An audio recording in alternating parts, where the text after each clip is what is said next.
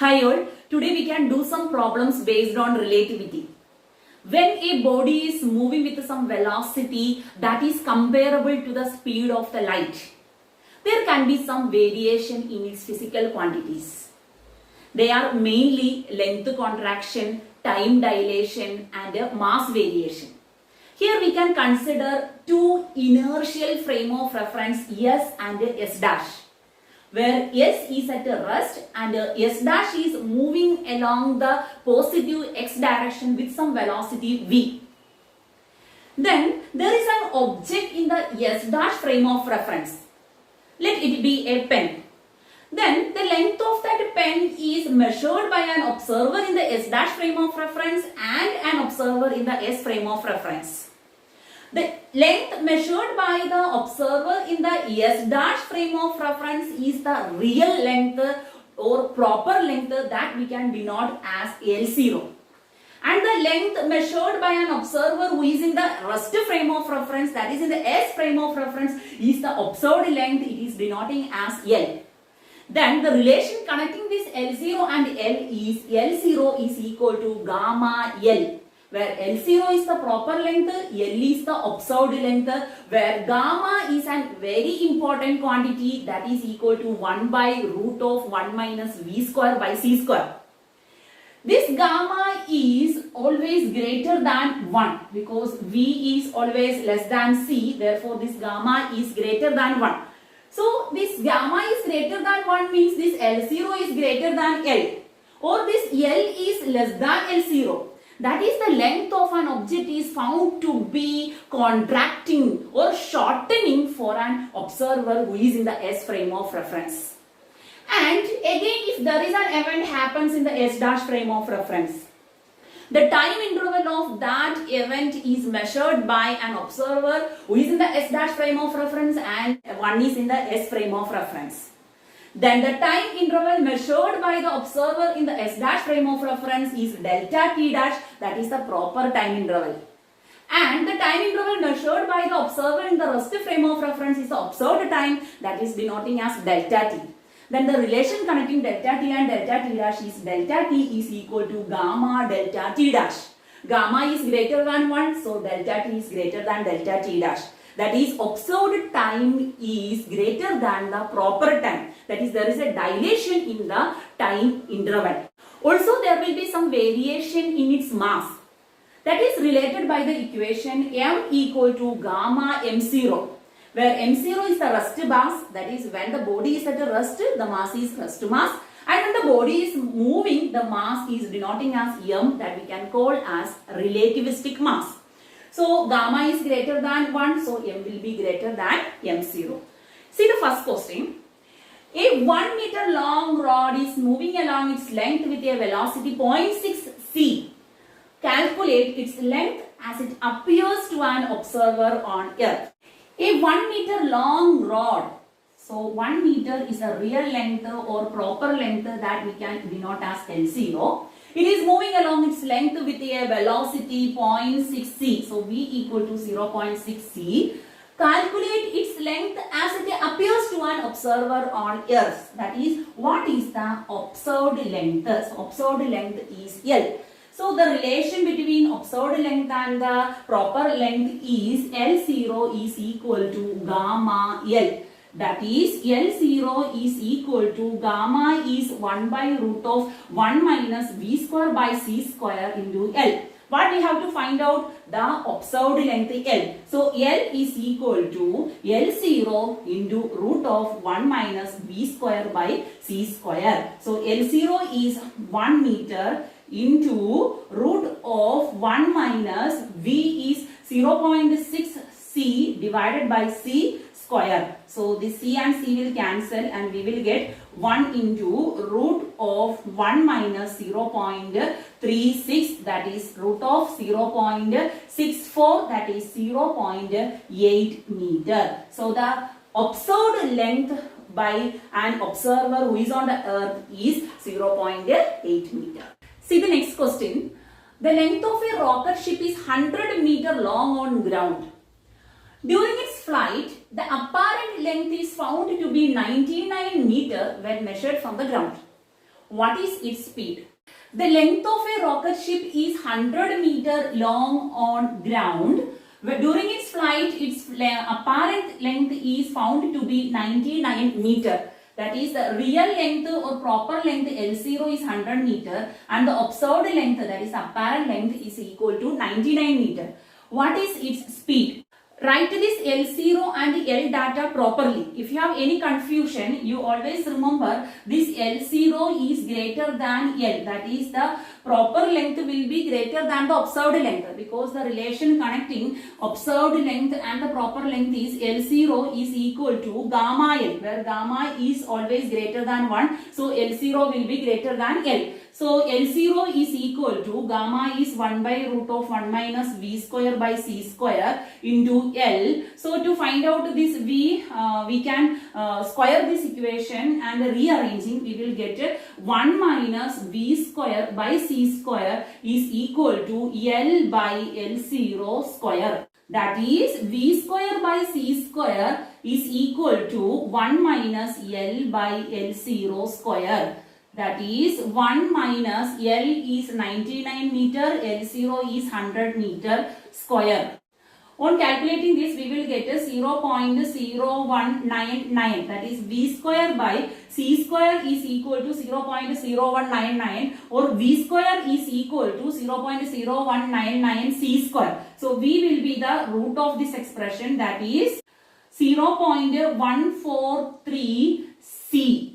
If you are substituting the value of C as 3 into 10 raised to 8 meter per second, we will get the answer as 0.423 into 10 raised to 8 meter per second. So this is the speed of the moving rocket ship. See the next question. What is the length of a meter stick moving parallel to its length when its mass is 3 by 2 times its rest mass? What is the length of a meter stick? So a stick which is having a length of 1 meter, that is a real length or proper length L0, which is moving parallel to its length when its mass is 3 by 2 times its rest mass. That is, the relativistic mass is equal to 3 by 2 times the rest mass m0. So we have to find out what is the observed length of this 1 meter stick when it is moving. That is, we have to find out the value of L. So the relation connecting L0 and L is L0 is equal to gamma L, where L0 is the proper length and L is the observed length. So here this L is equal to L0 divided by gamma.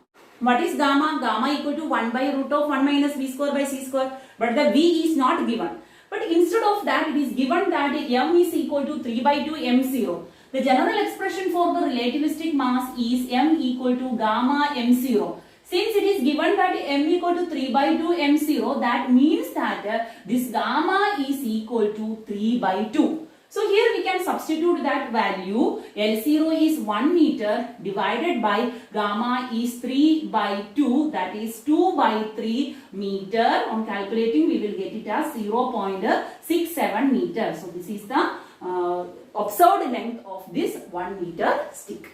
See the next question. A meter stick is projected into space at such a velocity that its length appears to become half of its original length. Calculate velocity of meter stick. A meter stick, that is the length of that meter stick, is 1 meter. That is the proper length. It is projected into space with some velocity. Then the length appears to become half the original length. That is the observed length L is equal to half of the original length, that is proper length L0. Then calculate the velocity of the meter stick. So the relation connecting proper length and observed length is L0 equal to gamma L. Here L0 is the proper length and gamma is equal to 1 by root of 1 minus V square by C square. L is the observed length. That is, L0 is equal to gamma, that is 1 by root of 1 minus V square by C square into L, that is observed length, that is equal to half of L0. So this L0 and L0 will cancel, and on cross multiplying we will get 1 minus V square by C square, and also we are taking the square to remove this root. So 1 minus V square by C square is equal to 1 by 4. or this v square by c square is equal to 1 minus 1 by 4, that is equal to 3 by 4, or v square is equal to 3 by 4 c square, that is v is equal to root 3 by 2 c. So this is the speed of this 1 meter stick. According to the options given in the question, we can also multiply this with the value of c, that is 3 into 10 raised to 8 meter per second. Next question, at what velocity will the mass of a body is 2.25 times its rest mass? At what velocity will the mass of a body is 2.25 times its rest mass? So we have to find out the velocity at which the relativistic mass become 2.25 times that of the rest mass. So the relation connecting relativistic mass and the rest mass is m equal to gamma m0. So here it is given that m equal to 2.25 m0. That means the gamma, which is equal to 1 by root of 1 minus b square by c square, is equal to 2.25. So on rearranging this expression, we will get the value of v. That is 1 minus b square by c square is equal to 1 divided by 2.25 square, or v square by c square is equal to 1 minus 1 by 2.25 square, that is equal to 0.8025. So v square is equal to 0.8025 c square. On taking the square root of this expression, we will get v is equal to 0.9083 c. So this is the speed of this mass when it becomes 2.25 times that of the rest mass. Next question. In the laboratory, the lifetime of a particle moving with speed 2.8 into 10 raised to 8 meter per second is found to be 2 into 10 raised to minus 7 second. Calculate the proper lifetime of the particle. So here the lifetime of the particle moving with a speed of 2.8 into 10 raised to 8 meter per second is found to be, that is the observed time is given as 2 into 10 raised to minus 7 second. Calculate the proper lifetime. Proper lifetime means that we are denoting as delta t dash. So this delta t dash we want to find out. So how this proper lifetime and this observed time interval delta t are connected? This delta t, that is the observed time, is equal to gamma times delta t dash.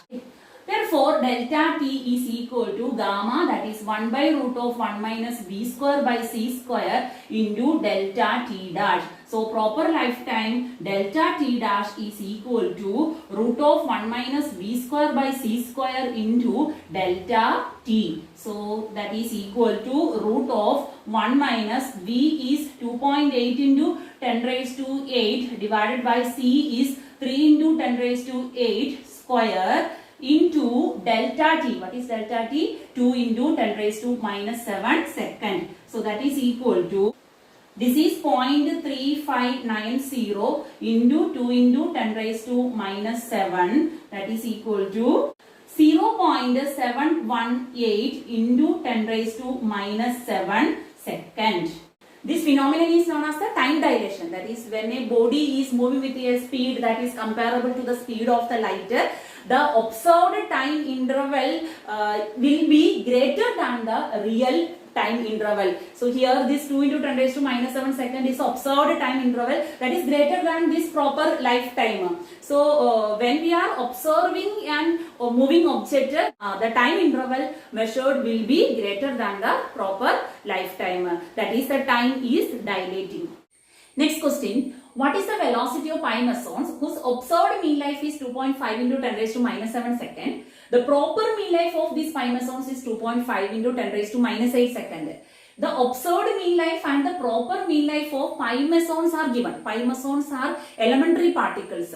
Here the observed mean life, observed time we are denoting by the symbol delta t, that is equal to 2.5 into 10 raised to minus 7 second, and the proper mean life, that is delta t dash, is equal to 2.5 into 10 raised to minus 8 second. Write the observed and proper time interval correctly. If you have any doubt about it, always you remember delta t is greater than delta t dash. That is, if two time intervals are given, the one with the higher value will be the observed time interval. The relation connecting this observed time interval and proper time interval is delta t is equal to gamma delta t dash. Here we want to find out the velocity of the pi mesons. So here we can write delta t is equal to gamma, which is 1 by root of 1 minus b square by c square into delta t dash. On arranging, we will get 1 minus b square by c square is equal to delta t dash by delta t square, or v square by c square is equal to 1 minus delta t dash by delta t square. That is 1 minus delta t dash is 2.5 into 10 raised to minus 8 divided by delta t is 2.5 into 10 raised to minus 7. On calculating this, we will get 0.99. So v square by c square is 0.99. So v square will be 0.99 c square. That is, v is equal to square root of 0.99 c square. That is 0.995 c. Therefore, the velocity of the given pi mesons are 0.995 c. We can also multiply it by 3 into 10 raised to 8 meter per second. Next question. At what speed should a clock to be moved so that it may be appear to lose 1 minute in each hour? Here we want to find out the speed of a moving clock so that it may be appear to lose 1 minute in each hour. That is, from the 1 hour, 1 minute is lost. So what will be the time? 59 minutes. That is the time recorded by the clock. So in this question, which one is delta t and which is delta t dash? The relation connecting the observed time interval and the proper time interval is delta t dash t is equal to gamma delta t dash. We know that delta t is greater than delta t dash because gamma is greater than 1. So which one will be the delta t? The greater one, that is 1 hour is delta t and delta t dash is 59 minutes.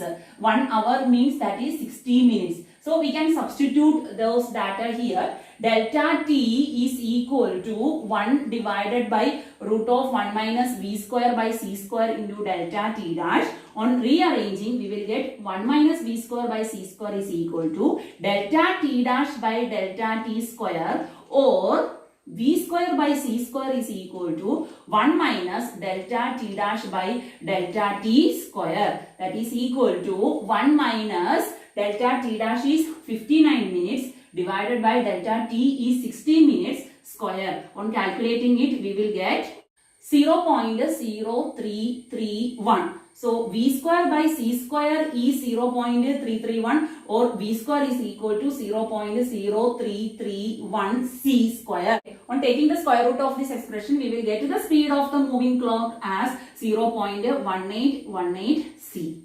So in order to lose 1 minute in each hour, the speed of the moving clock is v equal to 0.1818 c. Next question. With what speed should a spaceship fly so that every day spent on it may corresponds to 3 days on Earth's surface? That is, a spaceship is flying. We want to find out the speed of that spaceship so that 1 day spent on that moving spaceship, it may appear to be 3 days on Earth's surface. So which one is delta t and delta t dash?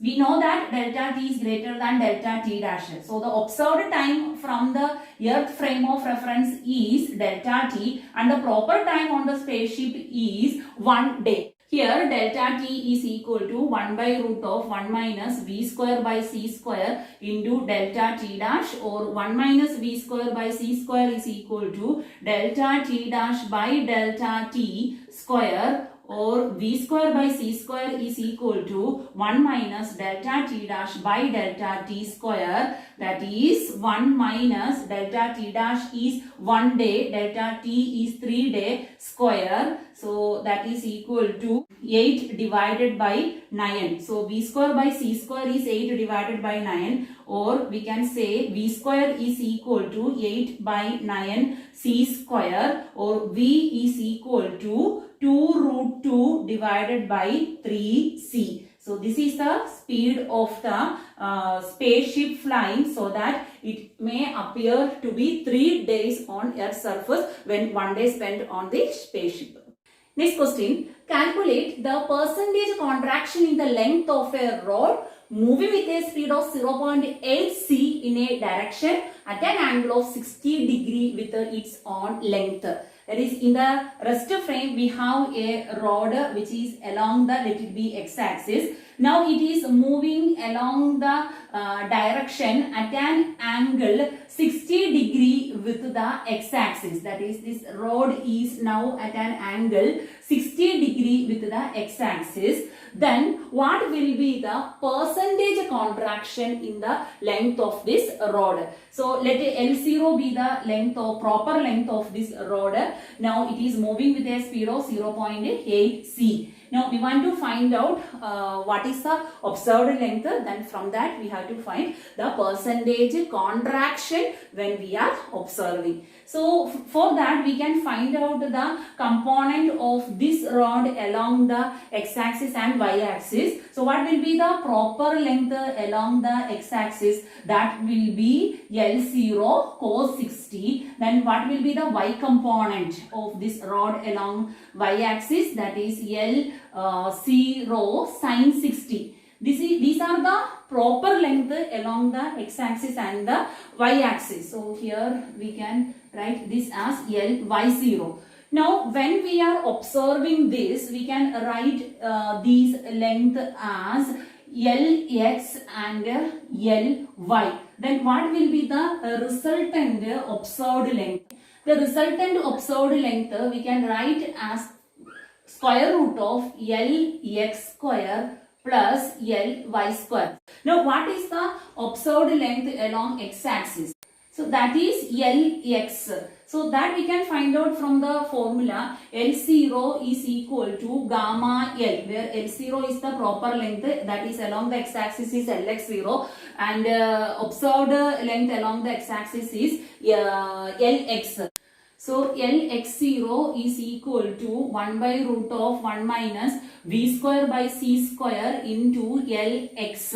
So that is the observed length along the x-axis. Lx is equal to Lx0 into root of 1 minus v square by c square. That is Lx0 is L0 cos 60 into root of 1 minus v is 0.8 c divided by c square. So c will cancel, and 0.8 square is 0.64, 1 minus 0.64 is 0.36, root is 0.6. So this is L0 into cos 60 is 1 by 2 into 0.6, that is 0.3 L0. So that is the observed length along the x-axis. Then what is the observed length along y-axis? The observed length along the y-axis will be same as the proper length along the y-axis, because the contraction in the length of the rod occurs with respect to the x-axis. So the observed length along the y-axis, that is same as L0 sin 60, that is root 3 by 2 L0. So what is the observed resultant length L? That is equal to root of Lx square, that is 0.3 L0 square plus Ly square, that is 3 by 4 L0 square.